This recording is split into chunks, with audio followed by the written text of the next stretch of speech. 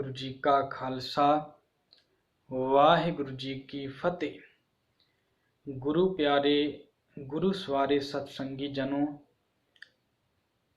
आपां पिछले भाग दे अंदर पहली पौड़ी दी विचार सतगुरु दी किरपा दे नाल संपूर्ण कर चुके हाँ ते उस पौड़ी दे अंदर सतगुरु ने किरपा कीती सी भी किहड़े-किहड़े तरीके उस वेले दुनिया अपने वल्लों अख्तियार करदी है भी इन्हां तरीकों दे नाल शायद मैं जीवन विच रब दे नेड़े हो सकदा है, रब दी प्राप्ति कर सकदा है। पर गुरु साहब कहंदे इन्हां तरीकों दे नाल नहीं, तू रब दे नेड़े नहीं होवेगा सगों दूर हो जाएगा। क्योंकि मान लो ये बंदा गलत रस्ते ते पै जाए, उहदी दूरी वधनी है, उहदी नेड़ता नहीं होनी। ते सतगुरु ने फिर रस्ता दिता सी भी हुक्म दे राही रजा वाले दे जे हुक्म विच असीं चलीए ते सानू बड़ी प्राप्ति हो सकती है। अज दूसरी पौड़ी विच सतगुरु ने फिर उस हुक्म की गल कीती है कि हुक्म की है, किवें जीवन दे विच साडे हुक्म लागू हुंदा है। अज सतगुरु ने दूसरी पौड़ी विच शुरुआत करते ने हुक्मी होवन आकार।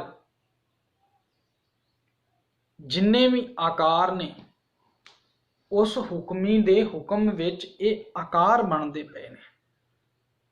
भावें साडा शरीर लै लो, भावें पहाड़ लै लो, भावें पशु, भावें पंछी, भावें पानी विच जीव जंतु, कीड़े मकौड़े, छोटे तो छोटे जीव तो लैके वड्डे तो वड्डे जीव दे तक सतगुर कहंदे जो कुछ भी बन रहा है ये उहदे हुक्म दे विच है। हुक्मी होवन आकार, पर नाल सतगुर कहंदे उहदे हुक्म नूं संपूर्ण बयान नहीं बंदा कर सकदा। हुण उहदे बनाए आकार नूं असीं की बयान करांगे? उहदे आकारां दे विच ही इन्ना कुछ है, असीं आकार नहीं बयान कर सकदे, रब नूं कित्थे बयान करना। हुण असीं जे अपने शरीर वाल ध्यान लै लईए, हुण साडे शरीर विच जिन्ना कुछ रब दे वल्लों है, छोटी तो छोटी नाड़ी, साडे शरीर दीयां नाड़ियां ही नहीं गिणियां जा सकदियां। साडियां अखां ने इन्हां पिछे की ऐसा काम कर रहा जिहड़ा ये देख रहीआं ने। साडे नक विच कैसी सतगुर ने वाशना लाई है जिहड़ा सुगंधी दुर्गंधी सानूं दसदा है। जेवा छोटा जिहा मास दा टुकड़ा है, ये सानूं स्वाद, लूण, मिर्च सब कुछ दसदा है। सतगुर कहंदे इहदे आकार बारे नहीं तू दस सकदा। ते मैं कई बार संगत विच भी साझा कीता सी, मान लो असीं दुनिया ते किन्ने मनुख, औरतां ने, मर्द ने, हर एक दे चेहरे नूं जे तुसीं देखो, मत्था है, अखां ने, परवट्टे ने, नक है, बुल है, जुबान है, दंद है, फेस सारियां दा जो भी है वो एक जिहा है। पर लखां करोड़ां अरबां दी आबादी विच किसे दी शक्ल हो सके किसे दी दूरों दूरों मिल जाए, पर सतगुर ने किते ना किते फर्क जरूर रखिया। हर एक बंदे दा भावें चेहरे दा मटीरियल सेम है पर फेस किसे दा रलदा नहीं है। उहदे हुक्म विच आकार बने ने, पर आकारां नूं भी सतगुर कहंदे कोई बयान नहीं कर सकदा। उहदे हुक्म की बयान करेगा? हुक्मी होवन आकार, हुक्म दा हुक्म नहीं किया जा सकदा। ते ये आकार जिहड़े बनते ने फिर हुंदा कि सतगुर कहंदे हुक्मी होवन जी, ये जी पैदा होए, हुक्म मिले वडियाई। हुक्म दे विच हर बंदे नूं वडियाई मिलदी है। जी पैदा हुंदे ने, कोई बंदा किसे पक्ष तो उत्तम है, कोई बंदा किसे पक्ष तो उत्तम है। जिन्नियां भी वडियाइयां बंदे नूं मिलदियां ने उस मालक दे हुक्म विच। किसे दी बुद्धि तेज है, किसे दा निशाना लाउण दा हुनर बड़ा तगड़ा है, कोई बंदा शरीर तो तगड़ा है, कोई बंदे दा रंग रूप बड़ा सोहना है। हर बंदे दी वडियाई, हर बंदे दा हुनर गुरु साहब कहंदे आपो अपने उहदे जी पैदा हुक्म विच हो रहे ने, पर उहदे हुक्म विच जी पैदा हो के भी वडियाइयां भी उहनां नूं हुक्म दे विच मिलदियां ने। फिर अगली गल, ਜਿਹੜੇ ਕਈ ਵਾਰ ਸਾਡੇ ਮਨ ਦੇ ਵਿੱਚ ਸਵਾਲ ਵੀ ਰਹਿੰਦੇ ਨੇ, ਕਿਉਂਕਿ ਜਦੋਂ ਹੁਕਮ ਦੀ ਗੱਲ ਚੱਲਦੀ ਹੈ ਤੇ ਬੰਦਾ ਸੋਚਦਾ ਹੈ ਜੇ ਮਾੜਾ ਅਤੇ ਚੰਗਾ ਦੋਨੋਂ ਉਹਦੇ ਹੁਕਮ ਵਿੱਚ ਨੇ, ਫਿਰ ਅਸੀਂ ਕਿਸੇ ਨੂੰ ਮਾੜਾ ਕਿਵੇਂ ਕਹਿ ਸਕਦੇ, ਕਿਸੇ ਨੂੰ ਗਿਆਨ ਕਿਵੇਂ ਦੇ ਸਕਦੇ, ਕਿਸੇ ਨੂੰ ਸਮਝਾ ਕਿਵੇਂ ਸਕਦੇ। ਅੱਜ ਗੁਰੂ ਸਾਹਿਬ ਨੇ ਉਹਦੇ ਵਿੱਚ ਹੁਕਮ ਚੰਗੀ ਤਰ੍ਹਾਂ ਸਾਨੂੰ ਸਮਝਾਇਆ। ਹੁਕਮੀ ਉੱਤਮ ਨੀਚ, ਉੱਤਮ ਵੀ ਅਤੇ ਨੀਚ ਵੀ ਉਹਦੇ ਹੁਕਮ ਵਿੱਚ ਨੇ। ਹੁਕਮ ਲਿਖ ਕੇ, ਹੁਕਮ ਲਿਖੇ ਹੋਏ ਹੁਕਮ ਦੇ ਨਾਲ ਬੰਦੇ ਨੂੰ ਦੁੱਖ ਅਤੇ ਸੁੱਖ ਜੀਵਨ ਵਿੱਚ ਪ੍ਰਾਪਤ ਹੁੰਦੇ ਨੇ। ਹੁਕਮ ਦੇ ਰਾਹੀਂ ਬੰਦਾ ਉੱਤਮ ਹੈ, ਹੁਕਮ ਦੇ ਰਾਹੀਂ ਬੰਦਾ ਨੀਚ ਹੈ, ਤੇ ਦੁੱਖ ਅਤੇ ਸੁੱਖ ਬੰਦੇ ਨੂੰ ਹੁਕਮ ਦੇ ਨਾਲ ਮਿਲਦੇ ਨੇ। ਇੱਕ ਨਾ ਹੁਕਮੀ ਬਖਸ਼ੀਸ਼, ਇੱਕ ਨੂੰ ਹੁਕਮਾਂ ਦੇ ਨਾਲ। ਇੱਕ ਨਾ ਦਾ ਅਰਥ ਇੱਥੇ ਇੱਕ ਨਹੀਂ ਹੈ, ਇੱਥੇ ਇੱਕ ਨਾ ਦਾ ਅਰਥ ਹੈ ਕਈਆਂ ਨੂੰ, ਬਹੁਤਿਆਂ ਦੀ ਗੱਲ ਹੈ। ਇੱਕ ਨਾ ਹੁਕਮੀ ਬਖਸ਼ੀਸ਼, ਬਖਸ਼ਿਸ਼ਾਂ ਨੇ। ਇੱਕ ਇੱਥੇ ਵੀ ਕੱਕੇ ਨੂੰ ਸਿਹਾਰੀਏ, ਭਾਵ ਕਈ। ਹੁਕਮੀ ਸਦਾ ਭਵਾਈਆਂ, ਕਈ ਹੁਕਮ ਦੇ ਵਿੱਚ ਸਦਾ ਭਵਾਉਂਦੇ ਨੇ। ਭਾਵੇਂ ਉਹ ਅਸੀਂ ਜੜ ਵਿੱਚ ਲੈ ਲਈਏ, ਭਾਵੇਂ ਚੇਤਨ ਵਿੱਚ ਲੈ ਲਈਏ, ਹਰ ਬੰਦੇ ਨੂੰ ਵਡਿਆਈ ਨਹੀਂ ਮਿਲਦੀ, ਹਰ ਬੰਦੇ ਨੂੰ ਉਸਤਤੀ ਨਹੀਂ ਮਿਲਦੀ। ਕਈ ਬੰਦੇ ਭਾਵੇਂ ਅਮੀਰੀ ਗਰੀਬੀ ਵਿੱਚ ਵੀ ਲੈ ਲਈਏ, ਸਤਿਗੁਰੂ ਜੀ ਕਹਿੰਦੇ ਇੱਕ ਦਾਤੇ ਇੱਕ ਭਿਖਾਰੀ ਜੀ, ਸਭ ਤੇਰੇ ਚੋਜ ਵਿਡਾਣਾ। ਭਾਵੇਂ ਕੋਈ ਦਾਤਾ ਭਾਵੇਂ ਭਿਖਾਰੀ, ਸਾਰੇ ਤੇਰੇ ਹੁਕਮ ਵਿੱਚ। ਜੇ ਲੱਕੜਾਂ ਵਿੱਚੋਂ ਲੈ ਲਈਏ, ਕਿਸੇ ਨੂੰ ਚੰਦਨ ਦੀ ਬਣਾਇਆ ਬਹੁਤ ਕੀਮਤੀ ਹੈ ਤੇ ਕੋਈ ਕਿੱਕਰਾਂ ਵਰਗਾ ਹੈ। ਜੇ ਪੱਥਰਾਂ ਵਿੱਚੋਂ ਲੈ ਲਈਏ, ਕੁਝ ਪੱਥਰ ਪੈਰਾਂ ਵਿੱਚ ਰੁਲਦੇ ਨੇ, ਕੁਝ ਹੀਰਿਆਂ ਦੇ ਰੂਪ ਵਿੱਚ ਵੀ ਨੇ। ਹਰ ਚੀਜ਼ ਨੂੰ ਵਡਿਆਈ ਬਖਸ਼ਿਸ਼ ਉਹਨੂੰ ਮਿਲਦੀ ਹੈ।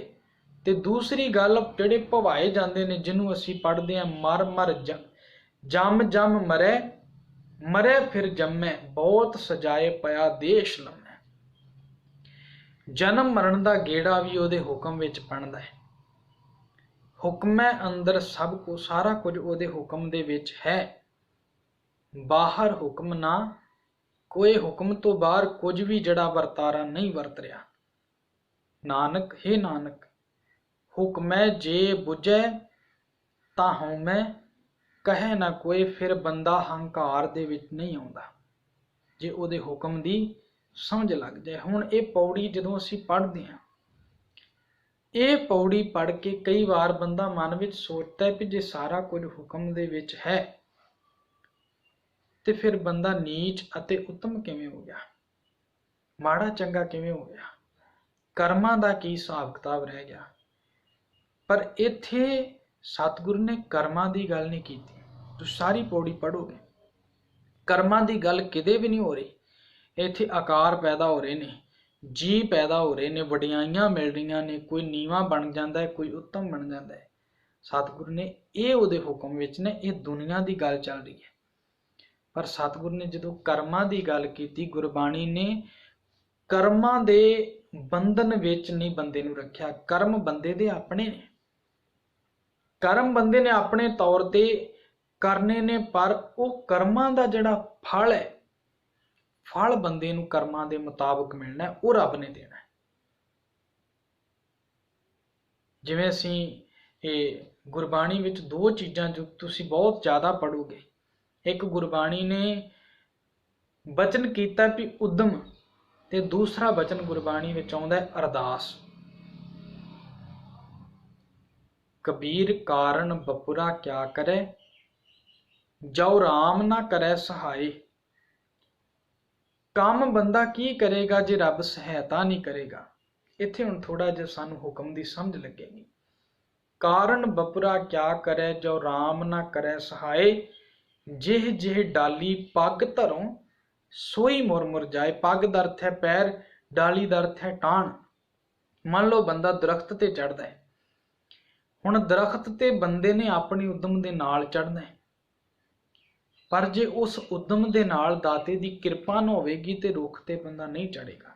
ਬੰਦੇ ਨੇ ਟਾਹਣ ਤੇ ਪੈਰ ਰੱਖਿਆ, ਰੱਬ ਦੀ ਕਿਰਪਾ ਨੇ ਉਹ ਟਾਹਣ ਹੀ ਟੁੱਟ ਜਾਏ ਤੇ ਭਗਤ ਜੀ ਕਹਿੰਦੇ ਨੇ ਟਾਹਣ ਟੁੱਟਣ ਦੇ ਨਾਲ ਤੂੰ ਉੱਤੇ ਕਿਵੇਂ ਚੜ੍ਹ ਜਾਏਗਾ। ਕਿਸੇ ਚੀਜ਼ ਦਾ ਸਹਾਰਾ ਤੇ ਤੈਨੂੰ ਲੈਣਾ ਹੀ ਪਏਗਾ ਨਾ ਉੱਤੇ ਚੜ੍ਹਨ ਦੇ ਲਈ। ਗੁਰੂ ਸਾਹਿਬ ਕਹਿੰਦੇ ਜਿਹੜੀ ਡਾਲੀ ਤੇ ਤੂੰ ਪੈਰ ਰੱਖੇਂਗਾ ਉਹ ਜੇ ਟਾਹਣ ਹੀ ਟੁੱਟ ਜਾਏਗਾ ਤੇ ਤੂੰ ਆਪਣੇ ਜੀਵਨ ਵਿੱਚ ਅਗਾਂਹ ਕਿਵੇਂ ਵਧੇਗਾ। ਅਗਾਂਹ ਵਧਣ ਦੇ ਲਈ, ਅਗਾਂਹ ਜੀਵਨ ਵਿੱਚ ਵਧਣ ਦੇ ਲਈ ਤੈਨੂੰ ਰੱਬ ਦੀ ਰਹਿਮਤ, ਰੱਬ ਦੀ ਬਖਸ਼ਿਸ਼, ਰੱਬ ਦੀ ਕਿਰਪਾ ਦੀ ਲੋੜ ਹੈ। ਜਿਵੇਂ ਅਸੀਂ ਸਕੂਲ ਦੀ ਉਦਾਹਰਨ ਲੈ ਲਈਏ, ਹੁਕਮ ਕਿਵੇਂ ਸਾਡੇ ਤੇ ਕੰਮ ਕਰਦਾ ਹੈ। ਸਕੂਲ ਦੇ ਵਿੱਚ ਬੱਚਾ ਐਡਮਿਸ਼ਨ ਲੈਂਦਾ ਹੈ। ਜਿਵੇਂ ਅਸੀਂ ਧਰਤੀ ਤੇ ਆਉਂਦੇ ਹਾਂ, ਸਕੂਲੇ ਬੰਦਾ ਗਿਆ, ਉਹਨੂੰ ਟਾਈਮ ਮਿਲਿਆ, ਇੰਨੇ ਸਮੇਂ ਤੱਕ ਤੂੰ ਸਕੂਲ ਦੇ ਵਿੱਚ ਆਪਣਾ ਦਿਨ ਗੁਜ਼ਾਰਨਾ ਹੈ। ਹੁਣ 9 ਵਜੇ ਬੰਦਾ ਸਕੂਲ ਵਿੱਚ ਬੱਚਾ ਇੰਟਰ ਹੈ, 4 ਵਜੇ ਤੱਕ ਉਹਦਾ ਸਕੂਲ ਹੈ। ਹੁਣ ਉਹ 4 ਵਜੇ ਤੱਕ ਉਹਦੇ ਤੇ ਇੱਕ ਨਿਯਮ ਕੰਮ ਕਰ ਰਿਹਾ ਵੀ ਆਹ ਨਿਯਮ ਜੇ ਤੂੰ ਫੋਲੋ ਕਰ ਰਿਹਾ ਸਕੂਲ ਵਿੱਚ, ਤੂੰ ਸਟੂਡੈਂਟ ਹੈ, ਨਹੀਂ ਤਾਂ ਤੈਨੂੰ ਸਕੂਲੋਂ ਕੱਢਿਆ ਜਾਏਗਾ। ਉੱਥੇ ਦਾ ਅਨੁਸ਼ਾਸਨ, ਉੱਥੇ ਦਾ ਸਾਰਾ ਕੁਝ ਜੇ ਉਹ ਫੋਲੋ ਕਰਦਾ ਹੈ, ਸਕੂਲ ਵਿੱਚ ਉਹਨੂੰ ਪਿਆਰ ਮੁਹੱਬਤ ਸਭ ਮਿਲਦਾ ਹੈ, ਮਾਣ ਸਤਿਕਾਰ ਮਿਲਦਾ ਹੈ। ਪਰ ਜੇ ਉਹ ਨਿਯਮ ਤੋੜਦਾ, ਉਹਨੂੰ ਸਜ਼ਾ ਵੀ ਮਿਲਦੀ ਹੈ। ਇਵੇਂ ਗੁਰਬਾਣੀ ਸਾਨੂੰ ਸਮਝਾਉਂਦੀ, ਰੱਬ ਨੇ ਧਰਤੀ ਤੇ ਭੇਜ ਕੇ ਤੇਰਾ ਇੱਕ ਦਾਇਰਾ ਨਿਯਮਿਤ ਕੀਤਾ ਹੈ। ਉਹ ਦਾਇਰੇ ਵਿੱਚ ਜੇ ਰਹਿ ਕੇ ਕਰਮ ਕਰ ਰਿਹਾ ਹੈ, ਉਹ ਦਾਇਰੇ ਵਿੱਚ ਰਹਿ ਕੇ ਤੂੰ ਕੁਝ ਕਰ ਰਿਹਾ, ਤੇ ਦਾਇਰੇ ਵਿੱਚ ਰਹਿੰਦਿਆਂ ਹੋਇਆਂ ਤੇਰੇ ਕਰਮ ਜਿਹੜੇ ਨੇ, ਉਹ ਕਰਮ ਰੱਬ ਦੇ ਘਰ ਪ੍ਰਵਾਨ ਨੇ। ਜੇ ਉਹ ਦਾਇਰਾ ਟੱਪ ਕੇ ਆਪਣੇ ਕਰਮ ਮਾੜੇ ਕਰ ਰਹੇ, ਜਿਵੇਂ ਮਸਕੀਨ ਜੀ ਨੂੰ ਇੱਕ ਵਾਰ ਮੈਂ ਸੁਣ ਰਿਹਾ ਸੀ, ਮਸਕੀਨ ਜੀ ਨੇ ਬੜੀ ਸੋਹਣੀ ਉਦਾਹਰਨ ਦਿੱਤੀ। ਉਹ ਕਹਿਣ ਲੱਗੇ, ਮੁਹੰਮਦ ਸਾਹਿਬ ਦੇ ਕੋਲ ਹਜ਼ਰਤ ਅਲੀ ਆਉਂਦੇ ਨੇ ਤੇ ਆ ਕੇ ਸਵਾਲ ਕਰਦੇ ਨੇ ਮੁਹੰਮਦ ਸਾਹਿਬ ਨੂੰ ਵੀ ਇਹ ਦੁਨੀਆ ਦੇ ਵਿੱਚ ਕੁਝ ਮੈਂ ਵੀ ਕਰਦਾ ਕਿ ਸਭ ਕੁਝ ਅੱਲਾ ਕਰਦਾ ਹੈ, ਸਭ ਕੁਝ ਖੁਦਾ ਕਰਦਾ ਹੈ। ਮੁਹੰਮਦ ਸਾਹਿਬ ਕਹਿਣ ਲੱਗੇ, ਜੇ ਮੈਂ ਤੈਨੂੰ ਏਦਾਂ ਦੱਸਿਆ ਤੇ ਤੈਨੂੰ ਆਪਣੇ ਜੀਵਨ ਵਿੱਚ ਯਕੀਨ ਨਹੀਂ ਆਉਣਾ, ਤੇ ਮੈਂ ਤੈਨੂੰ ਇਸ ਚੀਜ਼ ਦਾ ਜਵਾਬ ਬਾਅਦ ਵਿੱਚ ਦਿਆਂਗਾ। ਕਹਿਣ ਲੱਗਾ, ਨਹੀਂ, ਮੇਰੇ ਅੰਦਰ ਹੁਣੇ ਮਨਸ਼ਾ ਹੈ ਜਾਣਨ ਦੀ, ਹੁਣੇ ਮੈਂ ਚਾਹੁੰਦਾ ਮੈਂ ਜਾਣਾ, ਤੇ ਮੈਨੂੰ ਹੁਣੇ ਪਤਾ ਲੱਗੇ ਵੀ ਇਹ ਸਾਰਾ ਕੁਝ ਜੋ ਕੁਝ ਵਾਪਰਿਆ, ਮੈਂ ਚਾਹੁੰਦਾ ਇਹ ਮੈਨੂੰ ਪਤਾ ਲੱਗੇ ਕਿ ਆਪਣੇ ਜੀਵਨ ਵਿੱਚ ਮੈਂ ਵੀ ਕੁਝ ਕਰਦਾ ਹਾਂ ਕਿ ਸਭ ਕੁਝ ਅੱਲਾ ਕਰਦਾ ਹੈ, ਖੁਦਾ ਕਰਦਾ ਹੈ। ਉਹ ਕਹਿਣ ਲੱਗਾ, ਫਿਰ ਇੱਕ ਕੰਮ ਕਰ, ਤੂੰ ਮੇਰੇ ਸਾਹਮਣੇ ਖਲੋ। ਉਹ ਖਲੋਂਦਾ ਹੈ। ਉਹ ਕਹਿਣ ਲੱਗੇ, ਆਪਣਾ ਪੈਰ ਚੁੱਕ, ਇੱਕ ਪੈਰ ਧਰਤੀ ਤੋਂ ਉੱਤੇ ਕਰ ਲੈ। ਉਹ ਸੱਜਾ ਪੈਰ ਆਪਣਾ ਚੁੱਕ ਲੈਂਦਾ ਹੈ। ਫਿਰ ਮੁਹੰਮਦ ਸਾਹਿਬ ਕਹਿੰਦੇ, ਤੂੰ ਹੁਣ ਦੂਸਰਾ ਪੈਰ ਵੀ ਚੁੱਕ। ਉਹ ਕਹਿਣ ਲੱਗਾ, ਹੁਣ ਮੈਂ ਦੂਸਰਾ ਪੈਰ ਤਾਂ ਹੀ ਚੁੱਕ ਸਕਦਾ ਜੇ ਮੈਂ ਪਹਿਲਾ ਪੈਰ ਥੱਲੇ ਰੱਖਾਂਗਾ। ਇਵੇਂ ਹੀ ਮੁਹੰਮਦ ਸਾਹਿਬ ਕਹਿੰਦੇ, ਤੇਰੇ ਸਵਾਲ ਦਾ ਜਵਾਬ ਹੈ। ਹੁਣ ਤੇਰੇ ਕੋਲ ਮੌਕਾ ਸੀ, ਦੋਨਾਂ ਪੈਰਾਂ ਵਿੱਚੋਂ ਕੋਈ ਵੀ ਚੁੱਕ ਸਕਦਾ ਸੀ, ਪਰ ਤੂੰ ਸੱਜਾ ਚੁੱਕਿਆ, ਤੂੰ ਖੱਬਾ ਵੀ ਚੁੱਕ ਸਕਦਾ ਸੀ। ਇਵੇਂ ਬੰਦੇ ਕੋਲ ਦੋ ਆਪਸ਼ਨ ਨੇ, ਚੰਗਿਆਈਆਂ ਬੁਰਾਈਆਂ, ਵਾਚੈ ਧਰਮ ਹਦੂਰ। ਚੰਗੇ ਕੰਮ ਕਰ ਲੈ, ਭਾਵੇਂ ਉਹ ਮਾੜੇ ਕੰਮ ਕਰ ਲੈ, ਦੋਨਾਂ ਵਿੱਚੋਂ ਕੋਈ ਵੀ ਕੰਮ ਕਰ ਸਕਦਾ ਹੈ। ਪਰ ਇੱਕ ਗੱਲ ਹੈ, ਜੇ ਉਹ ਚੰਗੇ ਕੰਮ ਕਰ ਰਿਹਾ, ਮੰਨ ਲੈ ਉਹ ਬੁਰੇ ਕੰਮ ਕਰ ਰਿਹਾ, ਬੁਰੇ ਕੰਮਾਂ ਦੇ ਨਾਲ ਉਹ ਚੰਗਿਆਈ ਧਾਰਨ ਨਹੀਂ ਕਰ ਸਕਦਾ। ਚੰਗਿਆਈ ਕਰਨੀ, ਉਹਨੂੰ ਬੁਰੇ ਕੰਮ ਛੱਡਣੇ ਪੈਣਗੇ।